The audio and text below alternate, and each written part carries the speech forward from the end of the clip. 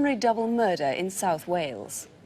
Just before Christmas, a wealthy farmer, Richard Thomas, and his sister Helen, both in their 50s, were found dead in their blazing house near Milford Haven. Viewers in Wales will probably remember the first reports in the news.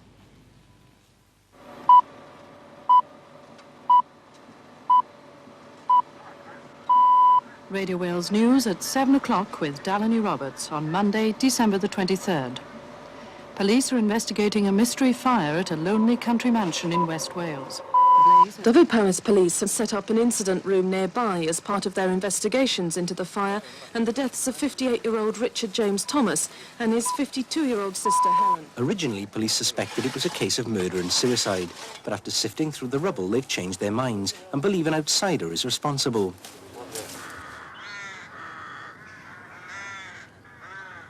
Four months later, the ruin of Scoveston Park has given police few clues to go on.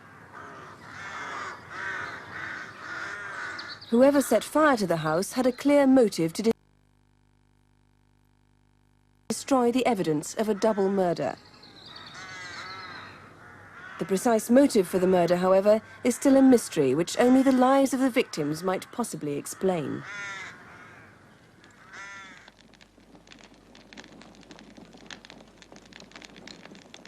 Richard and his sister Helen were both very shy and secretive people. They had few friends, although they were well known and well liked locally.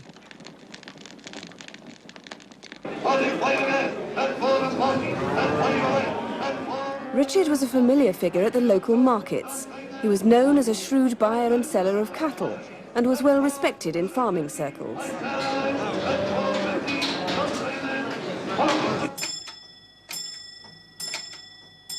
His sister Helen had spent much of her life caring for her aging mother. Devoutly religious, she used to translate books into Braille. Scoveston Park had been the family home since the 20s. Helen and Richard were brought up there. Richard's ambition had been to be a scientist, but when his father died, he felt obliged to go into farming.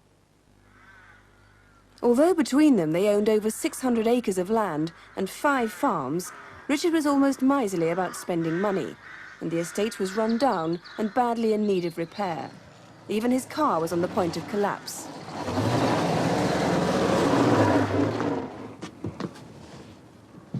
But there was another side to Richard which has emerged since his death. Police now know he frequently visited the local Palace cinema in Haverfordwest, particularly when late-night X-rated films were being shown. 2 tickets, please. £2, please. Yeah. Thank you. Thank you very much. One, please. £1, please. We also know that on the last 2 occasions, Richard met a fat, bearded man and sat with him throughout the film. No one knows who that man was. It's the morning of the last Sunday before Christmas. 2 loggers were working in the grounds of Scoveston Park. Richard spoke to them at about 9:30.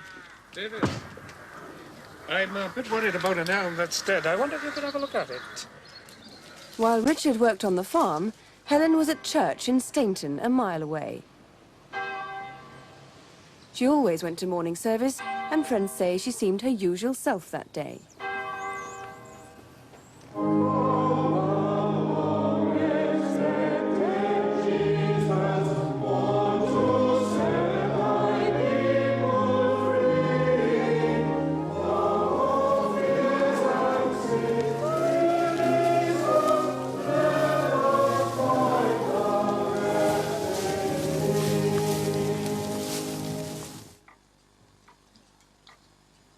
Richard and Helen always had their lunch at exactly 12:30.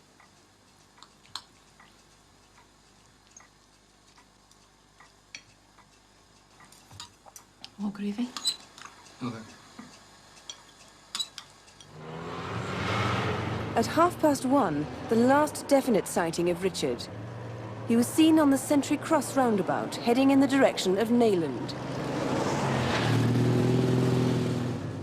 What happened next is not known, but witness statements and forensic evidence provide a theory.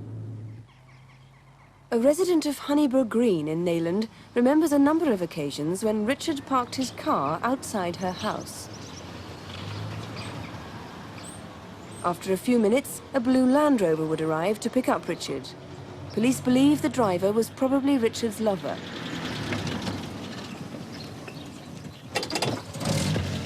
We don't know this happened on that day, but forensic evidence has revealed that Richard did have sex with another man that afternoon.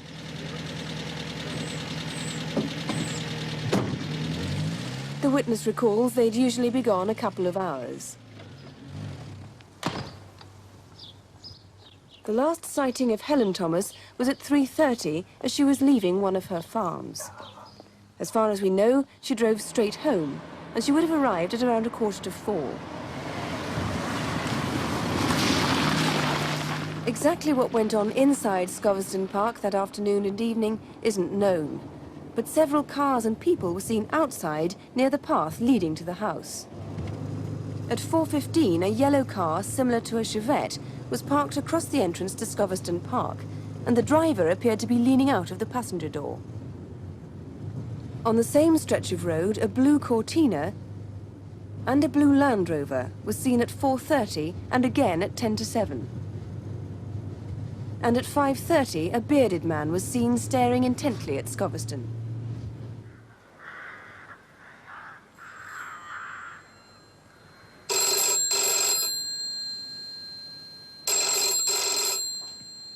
At 9 o'clock, Helen took a call from one of their tenants.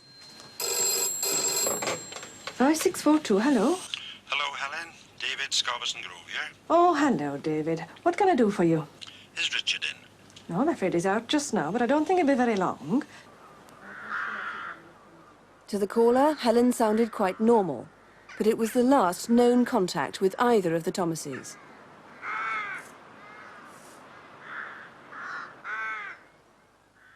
Within an hour, Helen was dead. She was shot, probably in her bedroom, and it was in that room at about 10 o'clock that the fire was started.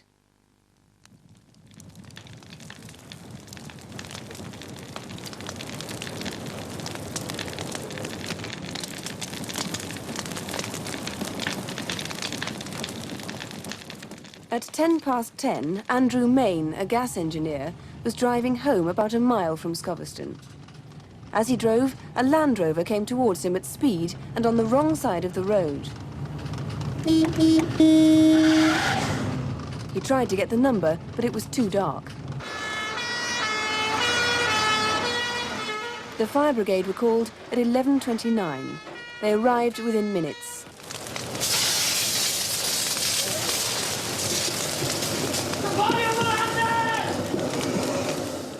The body was Richard Thomas. He died of shotgun wounds to the stomach and the head.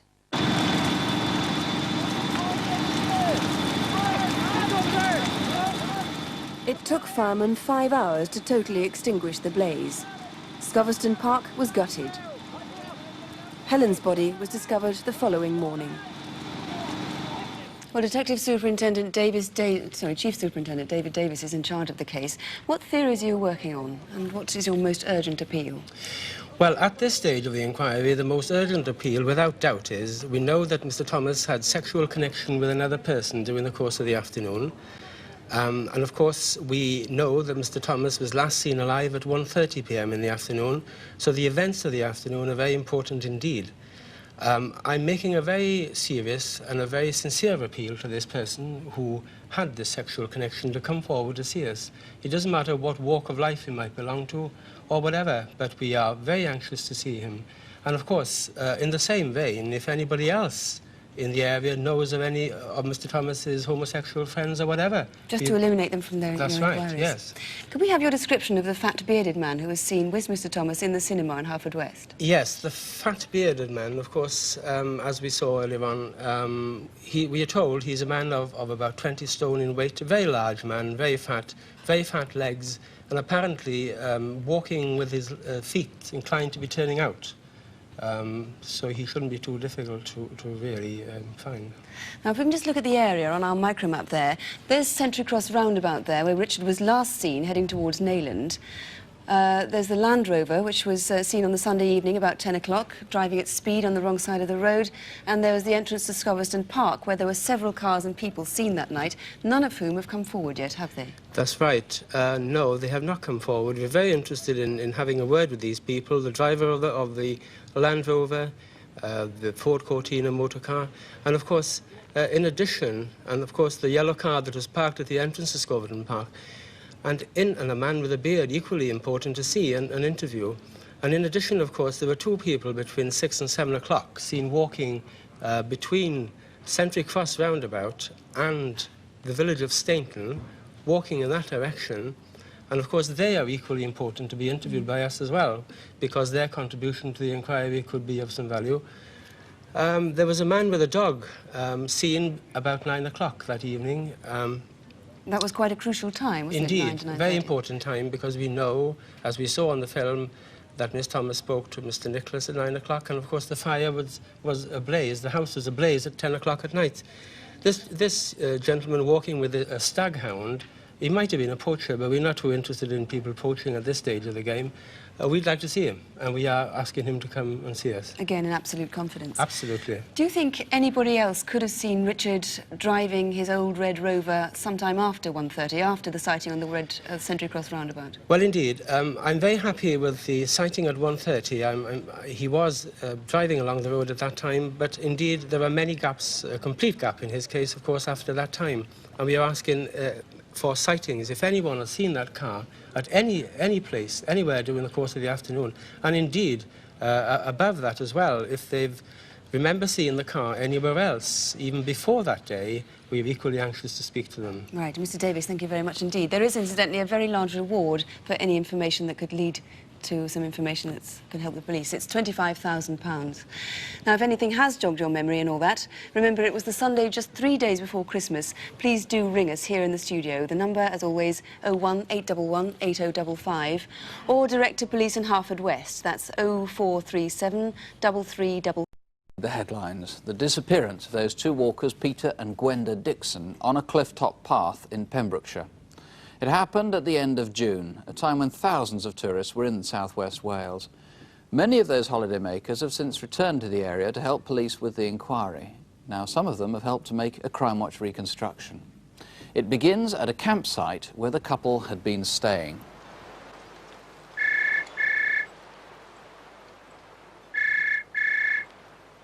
Hello, Harrelson Farm. Hello, is that Miss Davis? Yes. It's Tim Dixon here. I'm concerned about my parents. They were due back this weekend, and in fact they were due back at work today, but they haven't turned up yet. Are they still at the campsite? Well, the tent's still here, and your father's car, but I haven't seen them for a few days. Something's not right here. They wouldn't just leave the car in the tent. I think you'd better ring the police. Could you contact me after you've done that?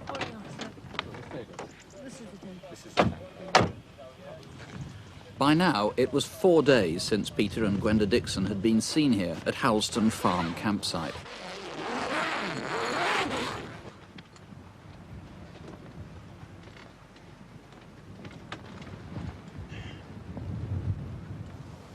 The Dixons' holiday had begun 2 weeks earlier, on Monday, June the 19th, when they arrived here from their home in Oxfordshire.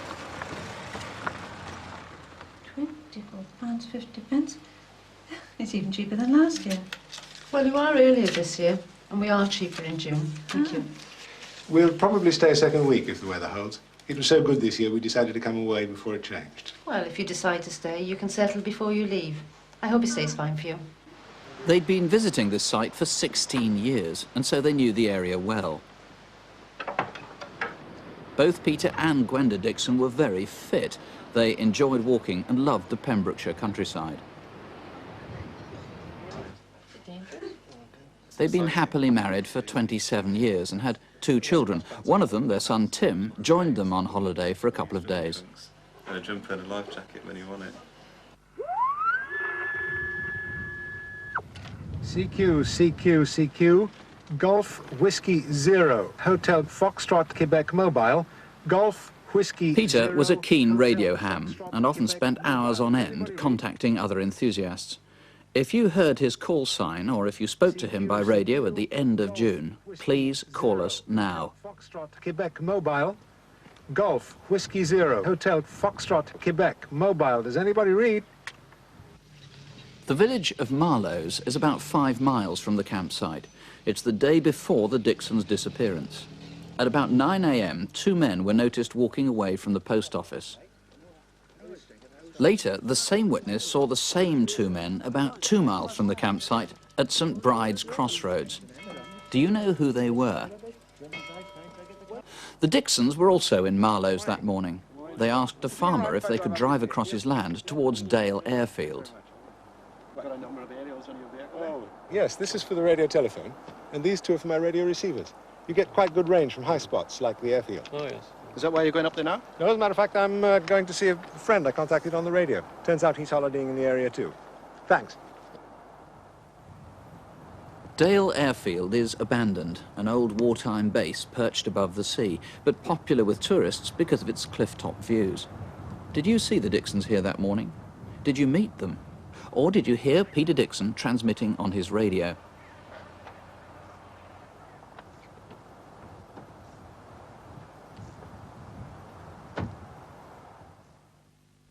Next day, the day they disappeared, breakfast time on Thursday, June the 29th.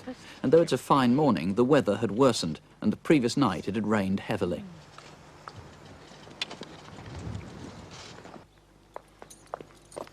About a quarter of a mile from the campsite at Hasgard, Susan Beddoes was taking her children to school. 2 cyclists caught her attention.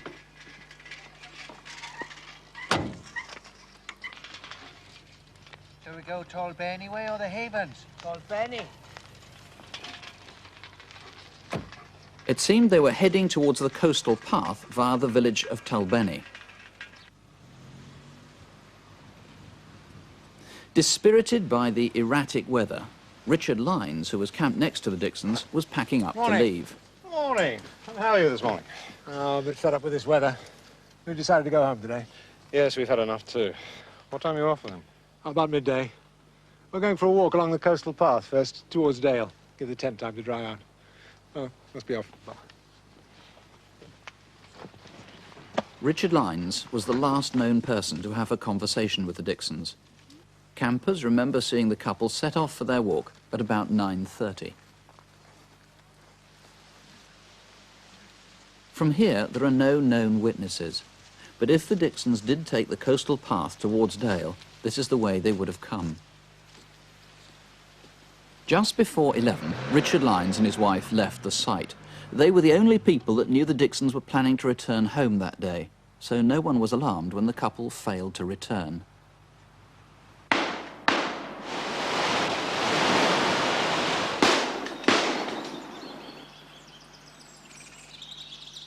Shots were heard at about 11 o'clock, but in a farming area like this, gunshots are not unusual. In Pembroke, at 1:30 that afternoon, someone used Peter Dixon's cash card at the NatWest Bank in Main Street. Whoever it was knew the correct PIN number, but was not familiar with a cash dispenser. He asked for £37, a sum not recognised by the machine.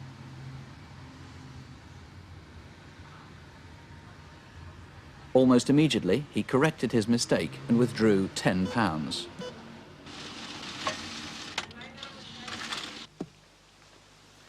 Meanwhile, at 2 that afternoon, a family was walking along the coastal path close to Tolbenny Church.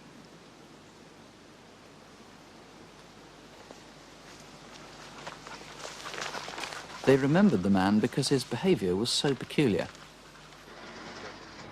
4 p.m. back in Pembroke, and the cyclist was using Peter Dixon's card again. This time he withdrew £100.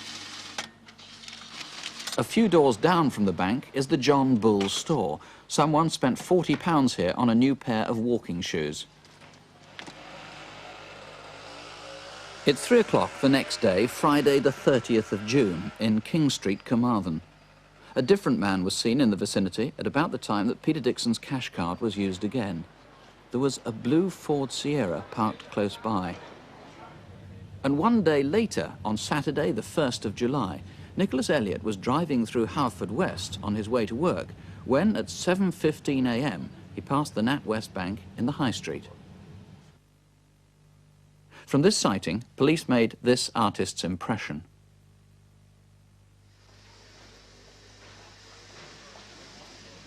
Police believe that same cyclist was still in Haverfordwest some 4 hours later in the Whole Food restaurant in Key Street.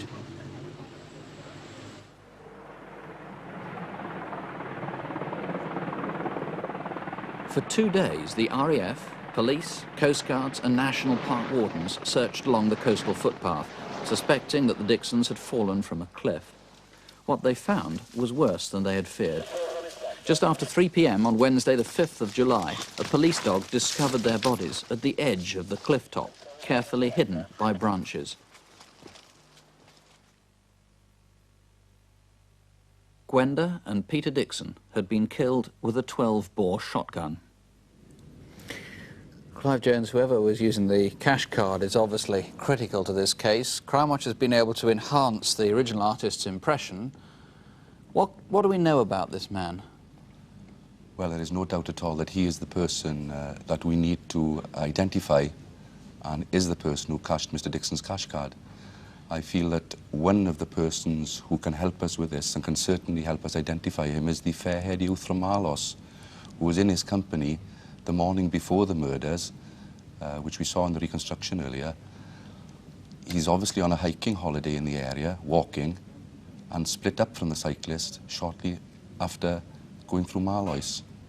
I appeal to him, if he is watching, please ring us.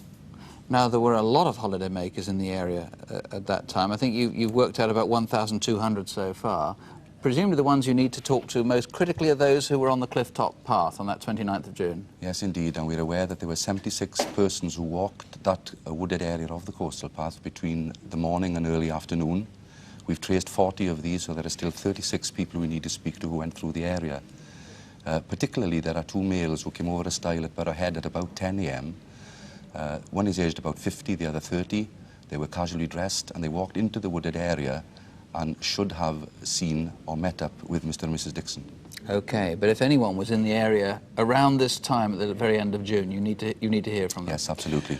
What about the campsite? I mean, at Halston, I know Miss Davis didn't keep names and addresses of everyone. Why should she? So you haven't been able to trace everyone who was there at the time the Dixons were? No, there are 2 caravans in particular that we can't trace the occupants of. Number 45, which was occupied by 4 adults and a child, and a red car and a touring caravan, which was occupied by 2 fair-haired males with short hair who were extremely fit and could have been from the army. And if anyone had tents there as well and hasn't yet contacted the police or been contacted by you, you want to hear from them as well? Yes, indeed, yes. Now, tell us about this. I know these are replicas of what's missing from Mr. Dixon. Yes, Mr. Dixon's brown fold-over wallet was stolen, similar to this. It contained 7 credit cards, a telephone charge card and his driving licence. These make up an unusual array of credit cards, and some of them, particularly the Trust House 40 Gold card, is not something that a large number of people would carry. Okay. Well, as I say, it might be quite difficult to remember what you were doing on the 29th of June, but you'll know if you were on holiday in this area, and if you were on that coastal path in particular, or if you were at that campsite around that time, please contact us. If you think there's anything that you can add in any way, here's the number, 01811 8055. Mr. Jones and his team are here. If you prefer, you can ask to speak to a BBC researcher. Other members of the team are standing by at the incident room in Carmarthen, and the number there is 0267 235 10. In May 1989, John William Cooper went on Bullseye, a prime-time ITV programme watched by 17 million. Nice to see you. You're from Milford Haven down there. It's a lovely part of the world. You've got an unusual hobby, John, haven't you? He had murdered 2 people. Oh, yes, the scuba diving. The scuba diving. And apparently it's the place to do it down there, isn't it? Oh, we've got the coastline. Within 3 weeks of this filming, he'd murdered 2 more on that same coastline. What was the motive? What could have happened? It must have been horrific. A complete madman could only have carried it out. His appalling crimes cast a long, dark shadow over a peaceful rural community. as he continued to live amongst them. I think he came to a point where he actually believed that he was untouchable. This is an account of a murder investigation spanning 25 years. A vicious, cunning character who was very difficult to catch. The cutting-edge forensic evidence that finally convicted a serial killer. When you find the first bit of evidence, it's like turning on a light switch, and suddenly it's all illuminated. And the victims he left behind. How can you live with yourselves with what you've done to my parents? All this has dominated so much of my life. I mean, I just want rid of this person. I just want my life back.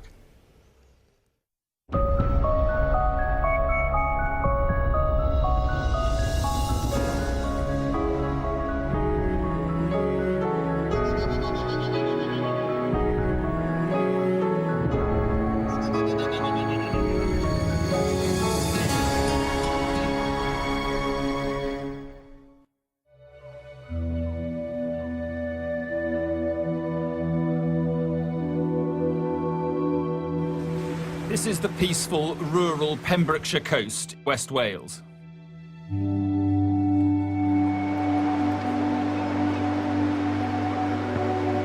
This is an area of outstanding natural beauty. It is one of the safest places in the UK to live.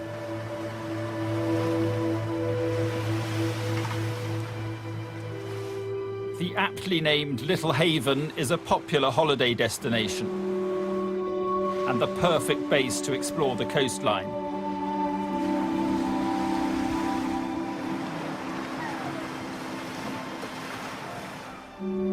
But in 1989, it became the scene of a horrific crime. That June, Peter and Gwenda Dixon, a couple in their 50s, travelled here from Oxford. He was a gentleman, Peter. He was a man who people would readily turn to, be they in trouble. He was a good role model when we were growing up. Both him and Gwenda were the kind of people you would want as friends, as neighbours. They liked the Pembrokeshire coastline, they liked the people. I think they went virtually every year there for as many years as I can remember. See if we could see that little tower. That'd be nice. Yeah. That's when it's funny. Yeah.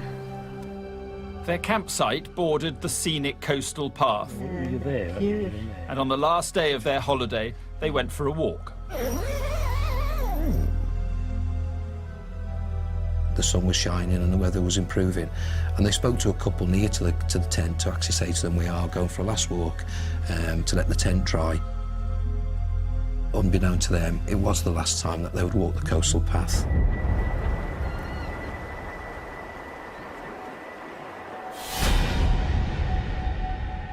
Around half a mile from the campsite, they entered a wooded area.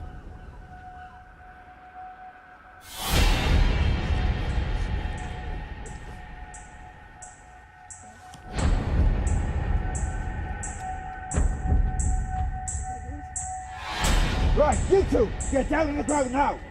No. Get on the floor now. Now. I want your money. Hurry up.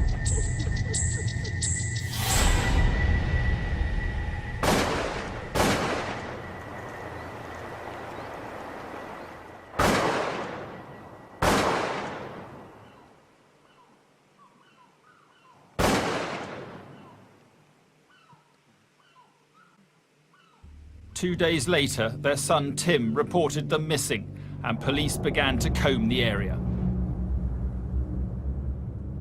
I was overlooking the coastal path now and the bay in front of me, puzzling now, thinking what on earth might have happened. And I hadn't been there 5 minutes when all of a sudden my two dog handlers shouted, "Don, boss, come quickly." I ran up the coastal path, some 300 yards, and there, down in a ravine on the right-hand side, was the most horrific scene that I've ever come across. The two bodies of Mr. and Mrs. Dixon, female lying here, male 6 foot away, tied up shotgun wounds. Terrible, terrible sight. I must admit, I was really shocked to the roots. Peter was tied up and they'd been robbed and shot in the face at point-blank range with a sawn-off shotgun. I think as an investigator, what becomes quite clear is the amount of violence that the victims have had to suffer. And one of them must have been shot before the other, knowing that their fate was going to be the same. I can't believe what state of mind they must have been in just before the moment that they were actually murdered. Pembrokeshire's largest ever murder inquiry was launched, sending shockwaves through the quiet rural community. Holidaymakers have been warned to be on their guard while the hunt for the killer of Mr. and Mrs. Dixon continues. One of those chance encounters that has an impact on you for the rest of your life. If it hadn't rained the night before, if it had gone north instead of south. But there's lots of ifs and buts in life, and the consequences of this if and but has lived with us for the last 22 years. Please, if anyone has any information that might help, tell the police. And to the persons responsible, you can't be happy with yourselves. Why don't you just give yourselves up to the police? How can you live with yourselves with what you've done to my parents?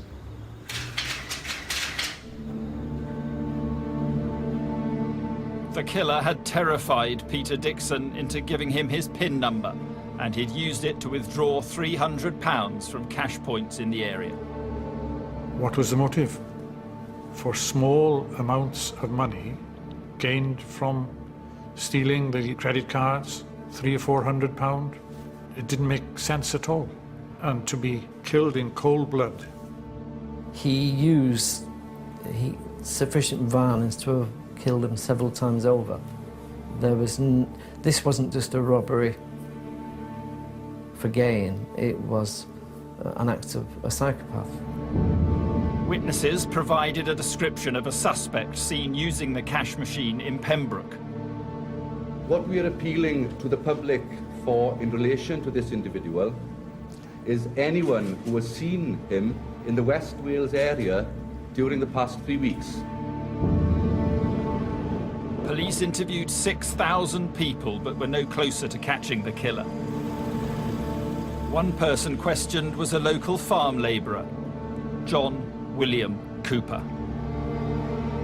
Peter Dixon's wedding ring was missing from his body, and it was discovered that John William Cooper had actually sold a ring. He provided an explanation that it was his wedding ring that was supported by his family. So at that stage, there was nothing else to suggest that he was actually a suspect or a person of interest. What police didn't know is that Cooper had a history of violence. No one knows that better than his son, Andrew. When I was 9, was the first time that my father got violent with me. I'd refused to wear a pair of shorts. He wouldn't treat me like a child. He would come at me frothing at the mouth. His eyes would be bulging. He'd expand himself, he'd clench his fists, and he would lay into me like I was made of rubber. He'd purposely bounce me off door frames and just throw me around like I was a doll. But to everyone else, when he was in the pub or out playing darts or social life, they were patting him on the back, good old Johnny. No one suspected John Cooper of the murders, and after 18 months, the inquiry was scaled down. To think that two people who came to an area that they loved to effectively to be tied up and executed, it really went beyond belief for those involved, and the shockwaves carried on for many, many years.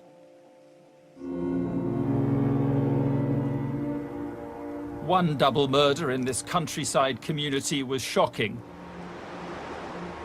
But 4 years earlier, less than 10 miles away from Little Haven, there'd been another. In December 1985, police were called to a house fire in Scoveston Park.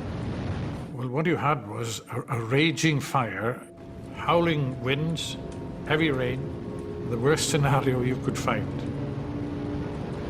Inside were the badly burnt bodies of Richard Thomas and his sister Helen. Richard had been shot in the head and stomach. Helen had been tied up and shot in the head.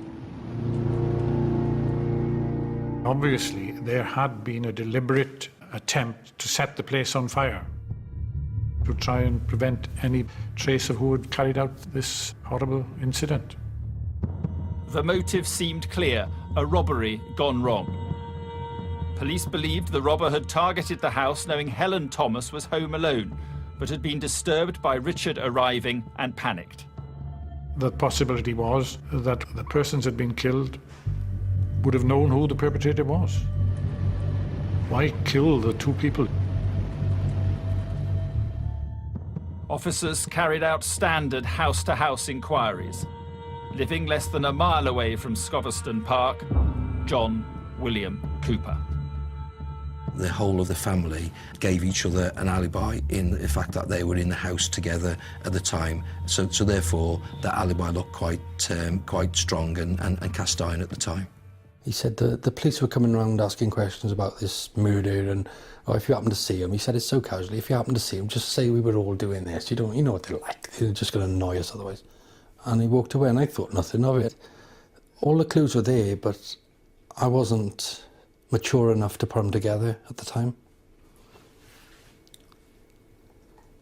I mean, I was used to him saying something and me saying yes anyway. He didn't say no to him. John Cooper had evaded capture twice. In 1996, he would strike again. No. Get on the floor now! Hurry up! To think that one individual was confident in controlling 5 people and then subjecting them to an absolutely horrific attack, it speaks volumes for that individual.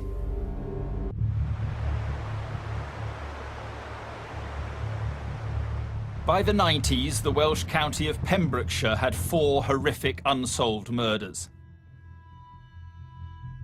In 1985, Helen and Richard Thomas were shot dead in their home and their house set on fire.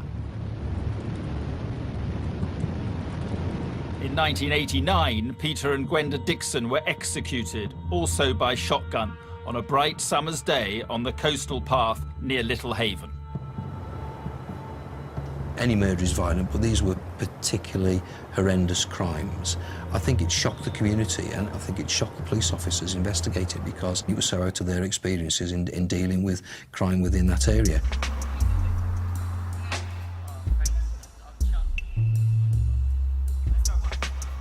In March 1996, another violent crime left its mark on this quiet rural community. 5 local teenagers walking through fields in Milford Haven were subjected to a terrifying attack. Just as it was starting to go dark, they were aware of a man or a figure walking towards them with a torch. He was wearing a balaclava, dark clothing and holding a shotgun. Get down on the floor now, this I'll shoot you! No messing! He terrorised these teenagers. He then went on to rape and sexually assault 2 females and later demand money from the rest of the group. He fired the shotgun in the air as a warning shot. So it must have been an absolutely terrifying experience for all of them. They were children going down to the woods that night, and once the incident had occurred, they had to grow up very quickly. They lost their innocence, their confidence, their trust in other people. That must be a dreadful thing to try to come to terms with. No one was caught, leaving Pembrokeshire police with 3 unsolved violent crimes in 10 years. At the same time, the local area was plagued by burglaries and armed robberies. These robberies tend to fit into the same pattern. Single females in houses, attacked during the evening by a single offender, and the offender was carrying a sawn-off shotgun and had a balaclava. In November 1996, the intruder was disturbed during one such robbery. fleeing the scene, he discarded items in a hedge. Police making inquiries at a nearby house found stolen goods. The house belonged to John William Cooper. We looked at in the region of 70 burglaries that we believed he'd committed. Not only his house, but his family's houses were searched, and a great deal of property were recovered from those houses.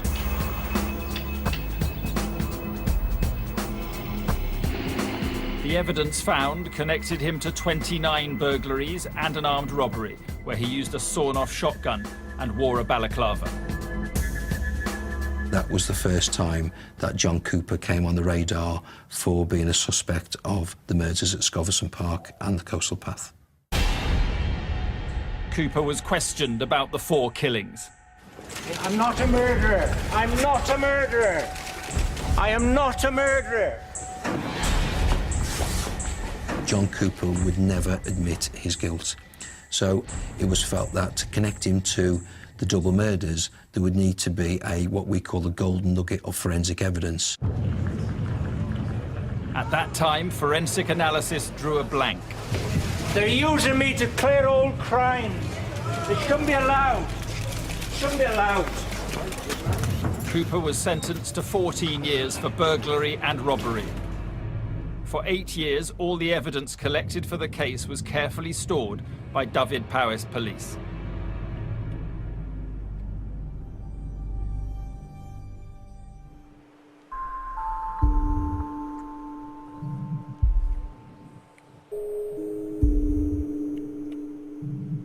In 2006, it was finally time to launch a cold case review of the 3 crimes.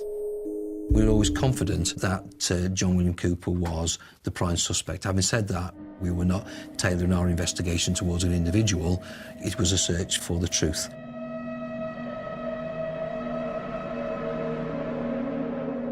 Advances in forensic science might now lead them to the golden nugget of evidence they needed. But it was a daunting task. We're probably talking in the end around about 1.5 million to 2 million pieces of paper, which we have to physically go through.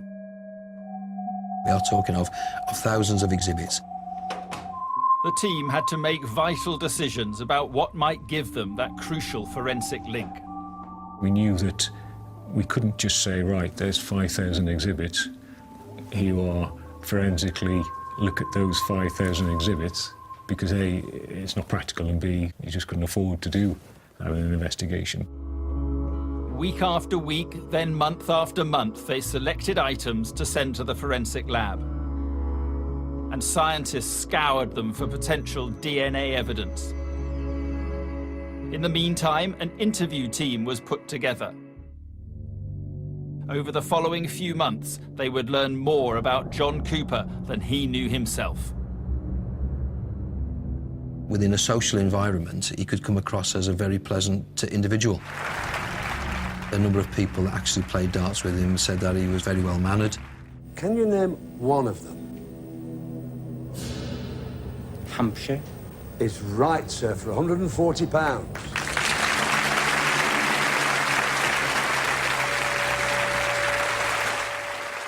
You could go into any high secure prison this afternoon and you would meet many, many charming men. Not a surprise, behind that warm social persona, there is sometimes, you know, a man who has a less warm, colder, callous persona. Behind closed doors, Cooper took his aggression out on his son, Andrew. Emotionally, the worst time, I'd been fishing down at the pond. I came across the field and he was walking out, going shooting. As I got to him, he hit me with his open hand to the floor, put his foot on my chest. He put the barrel of the single gun, single barrel in my mouth. Told me how worthless I was. Told me that the family didn't want me anymore and he was going to end my life. And then he went quiet and I just stared at his finger And he was slowly, it was like he knew I was watching his finger, and he was slowly squeezing this trigger. And when his finger got halfway down, I just felt really calm. And I just closed my eyes. My body went completely calm. And I felt the click. He pulled the trigger. There was no cartridge in the gun, but I didn't know that. And that's the day my childhood ended. From that day on, I was 11 years old.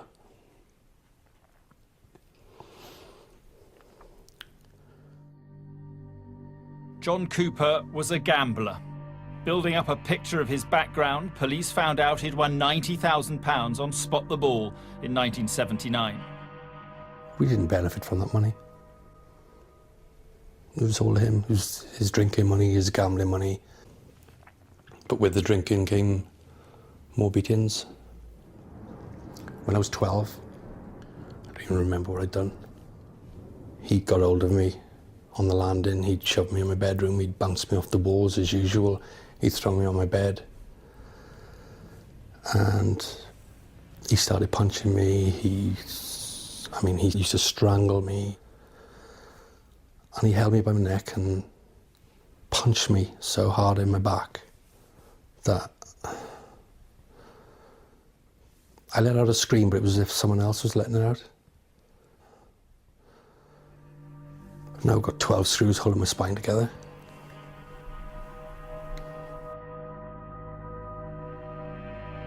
Cooper's prize money should have set the family up for life, but over the following years, he lost it all.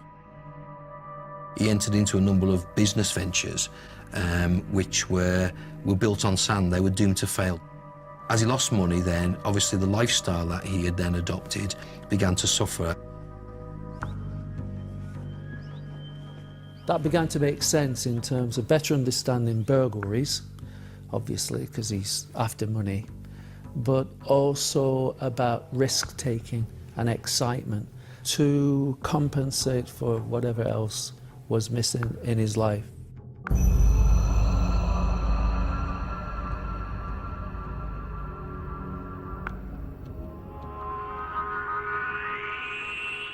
One of the things that I think is particularly saddening about the murder of the Dixons is they were a couple happily walking on a coastal path on a bright summer's day, and I think perhaps this man had a very strong sense of envy that people could live a life like that apparently happily when he so blatantly could not. John Cooper craved respect. So the interview team were briefed to listen and let him feel in control. I thought that if we got him to talk, then he may provide us with some ammunition to come back and challenge him later on. In July 2008, while waiting for a forensic breakthrough, the team spent 4 days interviewing John Cooper. He was still serving time for burglary, but a release date was imminent. The first 3 days, we just allowed him to talk. Tell me about times that you actually went to Scotland. I've seen the pictures of the place and I've seen it in the papers and what have you. I've already answered the question. Outside then, the number of outbuildings.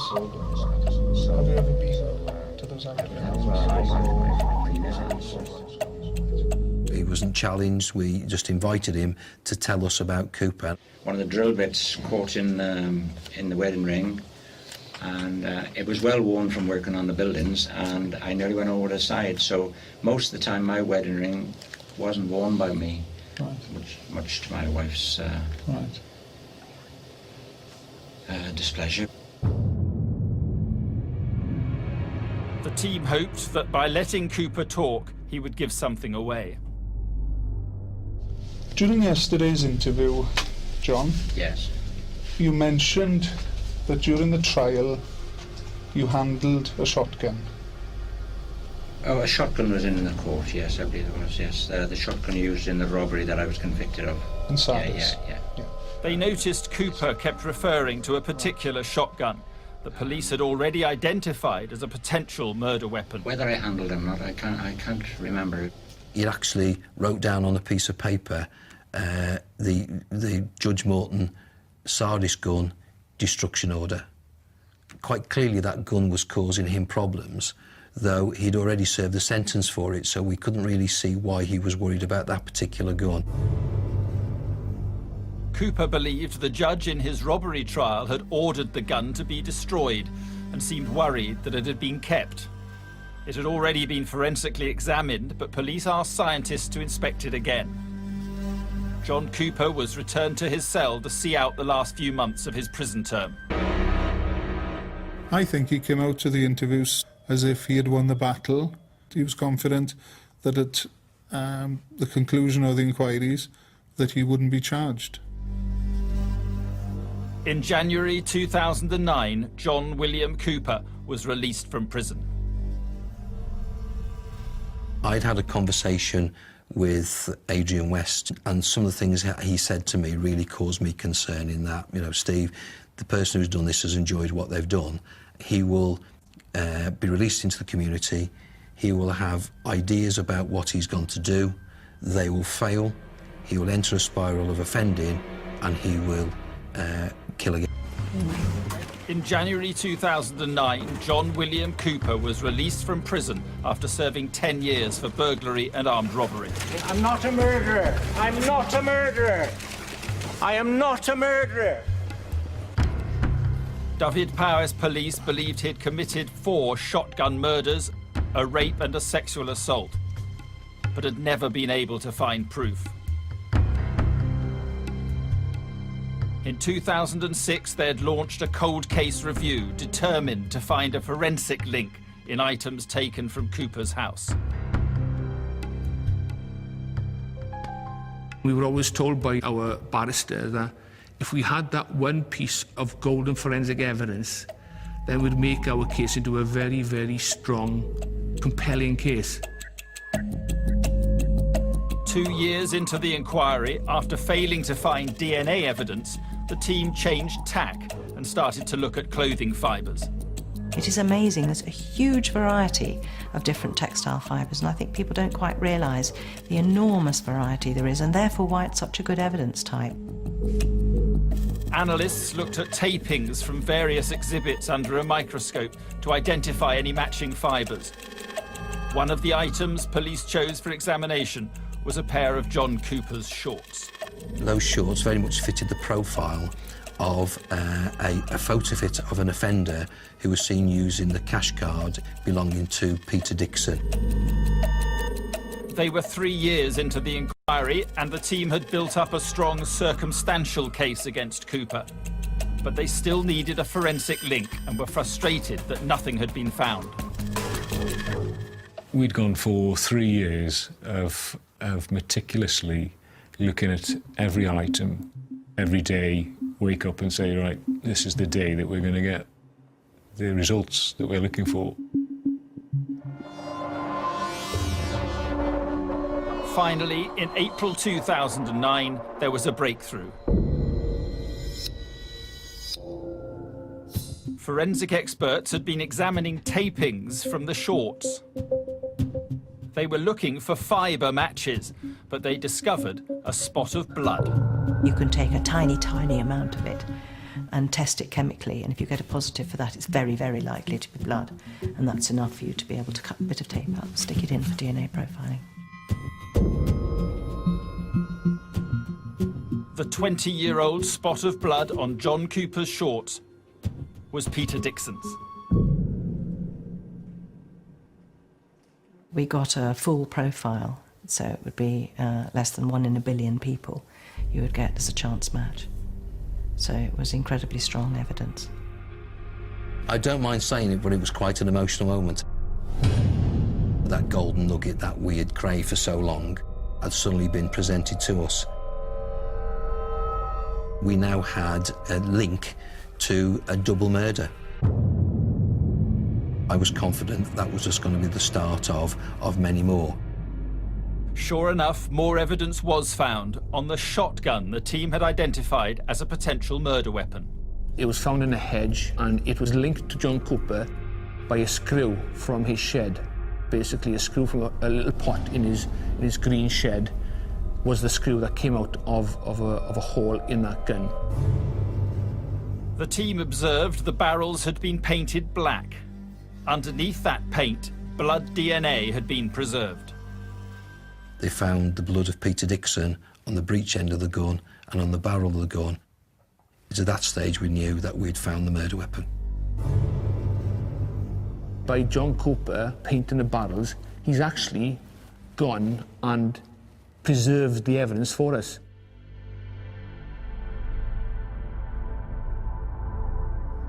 Dyfed-Powys police now had evidence that John Cooper had executed Peter and Gwenda Dixon on the coastal path near Little Haven.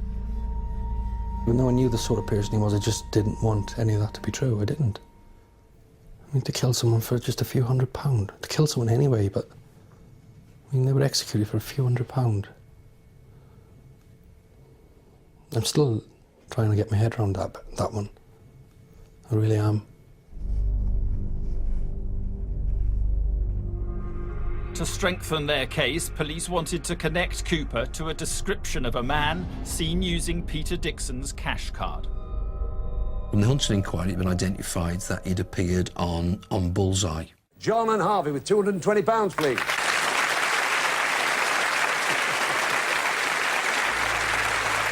In securing that material, it was identified by ITV themselves that there was a profile which effectively was like a tracing of that artist's impression.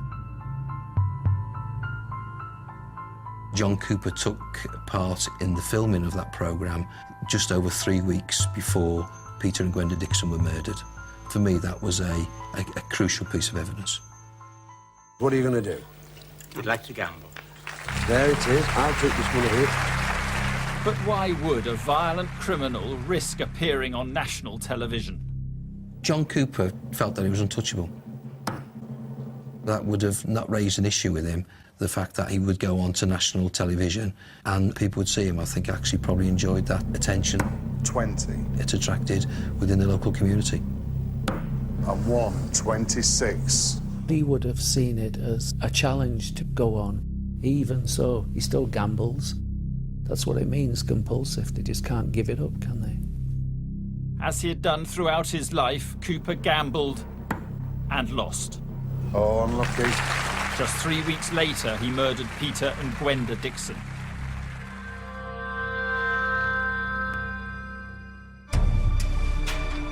But we're just moving in position now. In May 2009, Dyfed-Powys police arrested John Cooper for murder.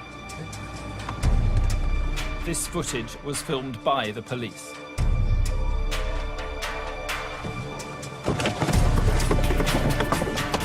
He's kicked off. Huh? He's kicked off. They're in round the corner. He's kicked off. Cooper had only been out of prison for 6 months, but police were relieved to have him back in custody. On his arrest, we found in his car there was a rope, there was gloves, and we're also aware that he had got an ordnance survey map of parts of Pembrokeshire. I think it was only a matter of time before he would have started to commit burglaries, go on to robberies, and I've got no doubt that had the circumstances prevailed, he would have murdered again. He was taken to Haverfordwest police station to be interviewed. The purpose was to connect Cooper to the exhibit that had been forensically linked to the murders. During the interview, what we did, we showed him the artist's impression of the suspect who used the Dixon's cash card, and we also showed him his shorts. Would you accept that those shorts resemble the shorts in the artist's impression? Not a bit, no. Okay. But those shorts, have you ever seen the shorts in this photograph, TWB1, before? I believe those are my bathers, actually. Okay. Because he thought that we were looking for the similarities in those shorts to the artist's impression, he happily admitted that the shorts were his shorts, and and that for us was key. Then, without realising, Cooper incriminated himself further. Those are long-legged shorts. You're pointing the difference then, you say that they're not similar and that they're longer on the artist's Well, impression. those are short-legged shorts. That's long-legged shorts. Police asked forensic scientists to examine the shorts again. They had been shortened, possibly by Cooper's wife. They unstitched the hem, and inside the hem they found a DNA profile which matched Julie Dixon, who was the daughter of Gwenda and Peter Dixon.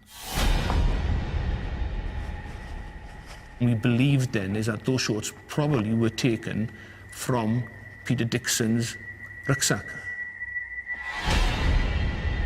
Because there would have been no other reason as to how Julie's DNA came onto those shorts under the hem.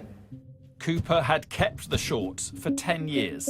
I think it gives us an insight into John Cooper as an individual. I think that's part and parcel of Cooper, was that control element, that he had things, memento, to remind him of his offending.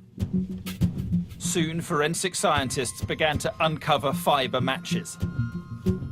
You very, very rarely find any fibres that match. And where you do, it's really only 1 or 2 fibres. So if you find them in number, it means something. If you find them in combination, it means something. If you find two-way transfer, it all means something. When Cooper was arrested in 1998 for burglary, police took sweepings from his shed. Fibres were found in those sweepings from gloves and a balaclava left in a hedge near Cooper's house.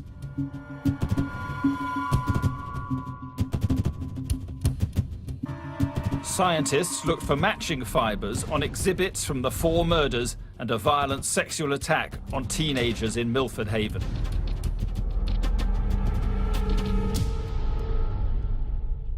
As time started to unfold, virtually on a daily basis, we were having phone calls.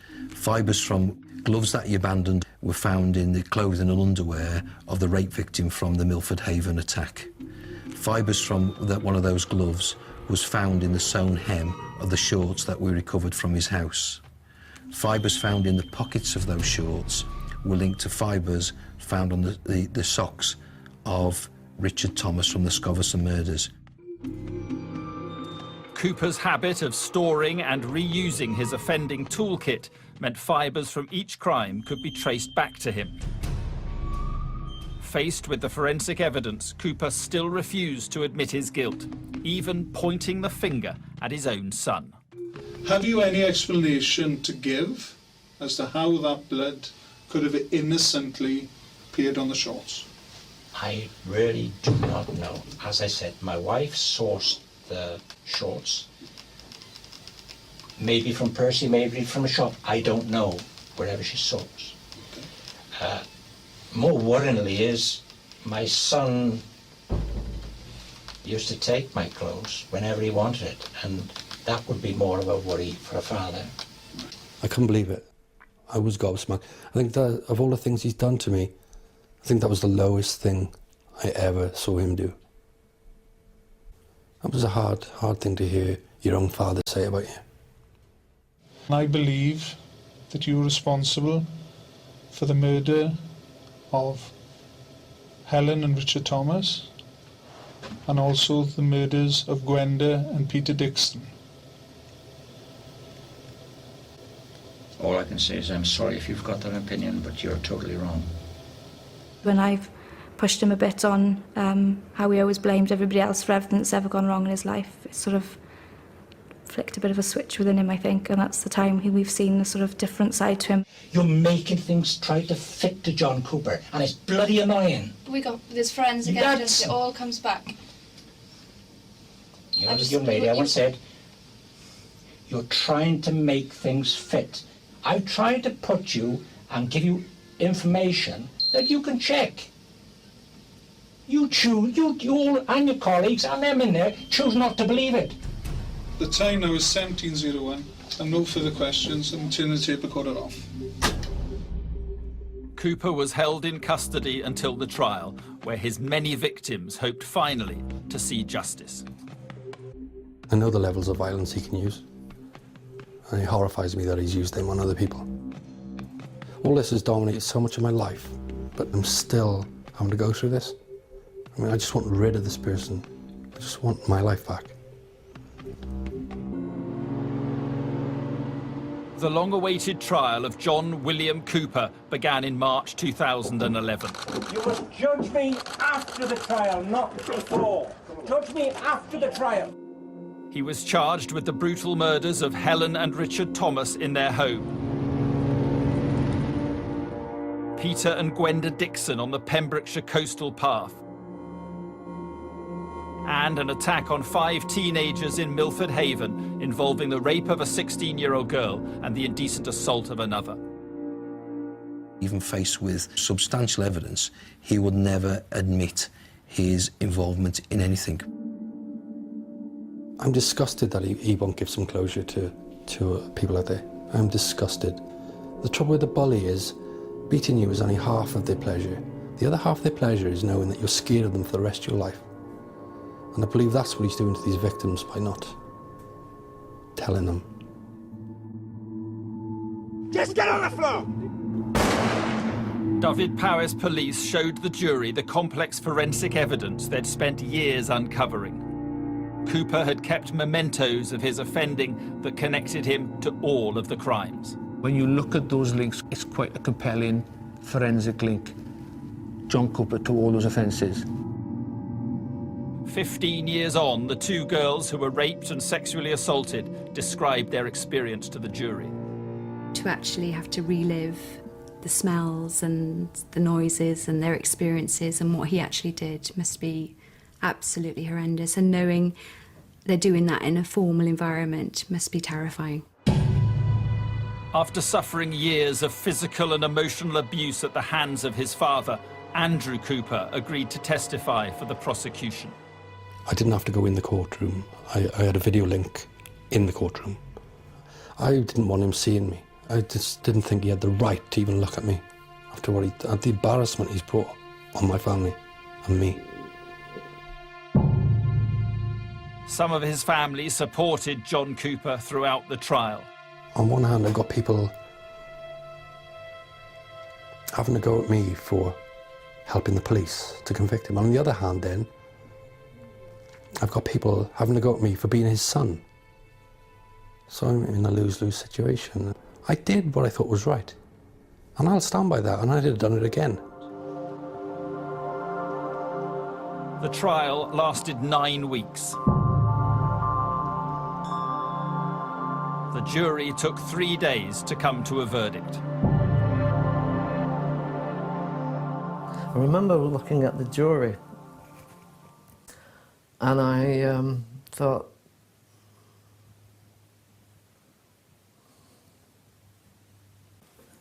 what they had to see and listen to would probably stay with them for the rest of their lives. The photographs, the consequences of what a 12-bore shotgun will do at close range. No human being should see that. To see some of the jury members crying, holding hands, it was quite something, which I'll probably never ever experience again in my career. Cooper was found guilty on all charges. To quote the judge, the murders were of such evil wickedness that the mandatory sentence of life will mean just that. The impact was quite phenomenal. None of us could speak, I don't think, for a few minutes. Cooper is where he belongs. We had a debt of gratitude towards Steve Wilkins and his team that I don't suppose we'll ever repay.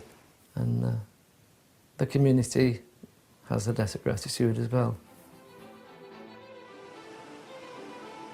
I think for the public, it's a great thing he's behind bars. For me, even, it's where he belongs. He's got to pay the price for what he's done. I just wish it had happened sooner. There was a dark shadow that was hanging over us. That person responsible for those offences was living amongst us. The fact that we were in a position to take Cooper to court, to secure that conviction and secure that conviction with overwhelming evidence, I think has lifted that dark cloud which has hung over us for many years.